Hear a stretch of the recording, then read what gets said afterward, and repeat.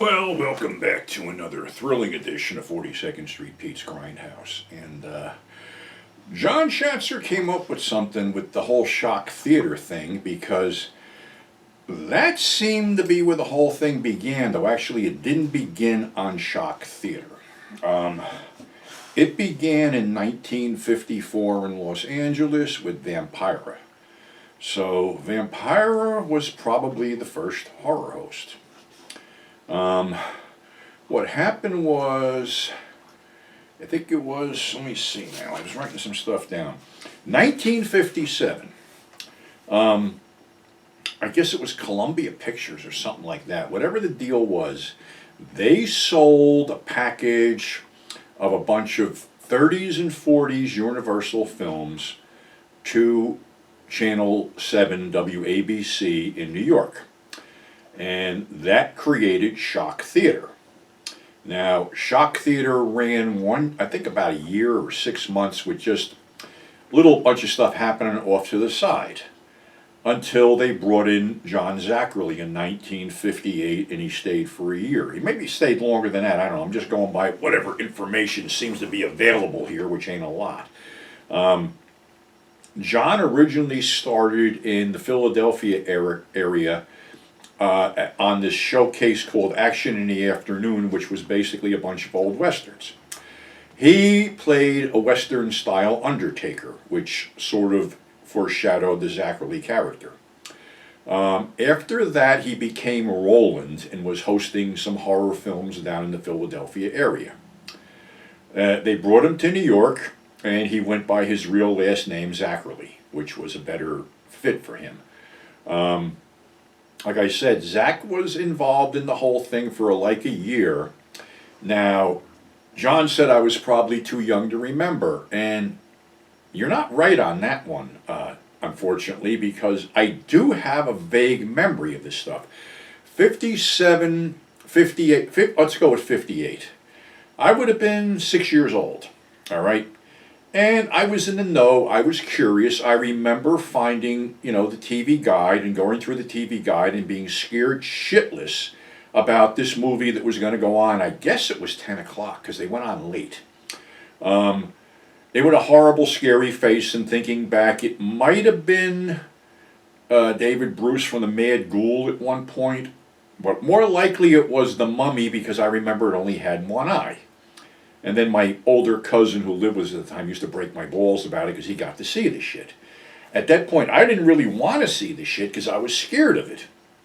But I have a memory of Zackerly for some reason. Now, I don't know if it was on the Shock Theater thing because my mother told me that when I was a baby, I used to wake up and my grandparents used to take me down and hold me in their arms while they were watching professional wrestling because there wasn't that many choices on old TV back then. Even when I was a kid, there wasn't that many choices. You basically had, channel 2, 4, 5, 7, 9, 11, and 13. That was it. There was no UHF back then either.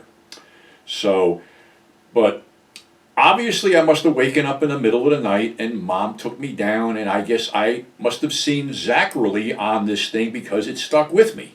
Because I thought Zackerly was as cool as shit, And I could just remember this one thing. I'm trying to think. It might have been Zombies on Broadway. I don't know if Lugosi was in that or... Yeah, Lugosi had to be in it. I remember the line, though, that something Lugosi was saying something about doing something to coconuts, poisoning coconuts or something like that. And then it switched back to Zackerly, and Zackerly's sitting there eating a bunch of bananas. They go, oh, well, bananas. They haven't touched bananas yet. And then they go back to Lugosi saying, but I've decided to use bananas instead. Then they switch back to Zackerly and he's spitting out the bananas. Well, as a kid, I thought this was funny as hell. So it stuck with me, the whole thing. And, years later, I met Zackerly at the first Chiller Theater, and, he was as cool as ever. Just probably one of the nicest, famous people you would ever want to meet. Was always gracious with his fans, never whacked anybody over the head for merchandise or autographs. He was old school that way. He really appreciated being rediscovered and stayed with Chiller, the convention, up until his death. I believe he almost made 100. He might have been 99. But anyway, that was the whole thing. And that what was sold to them was basically the shock theater package was, the Universal stuff. Frankenstein, Dracula, the Wolfman, the minor ones, and they were perfectly tailored because they weren't exactly 90 minutes long, but using the commercials and, Zach's bits and whatever other bits were going on, they could flesh them out. They had plenty of room to do it. So, that was Channel 7. Now, I remember, as a kid going to Catholic school, and, they had a lot of sway over what you watched, read, saw, whatever back then, because the church was fucking king. And being that I was from an Italian-American family, heavily immersed in Catholicism, what the church said goes. And I may have brought this up before. They had something called the Legion of Decency, which basically the faithful would get, a letter saying which films were acceptable to a Christian Catholic audience and which films were not. And I remember that the Universal stuff somehow got footballed over to, I believe it was Channel 9. And they were running this stuff like 4:30 in the afternoon. And we were sent home with notes to give to our parents that these films were showing and we should never, never be allowed to see them. Well, my whole thing was, when I'm forbidden to see something, it makes me fucking want to really see it. So I can remember going up in the attic at my grandparents' house, and there was an old black and white TV there. All the TVs were black and white, but this one had rabbit ears. And I managed to tune it in and get to see Frankenstein kill Fritz. That's all I remember. So we weren't allowed to watch this stuff. But we were allowed, and I'm repeating myself because it's in my book, and I probably said this before, we were allowed to watch Abbott and Costello films. So one Saturday afternoon, my friends told me they were all going home to watch Abbott and Costello meet Frankenstein. So I figured, all right, there's the ticket.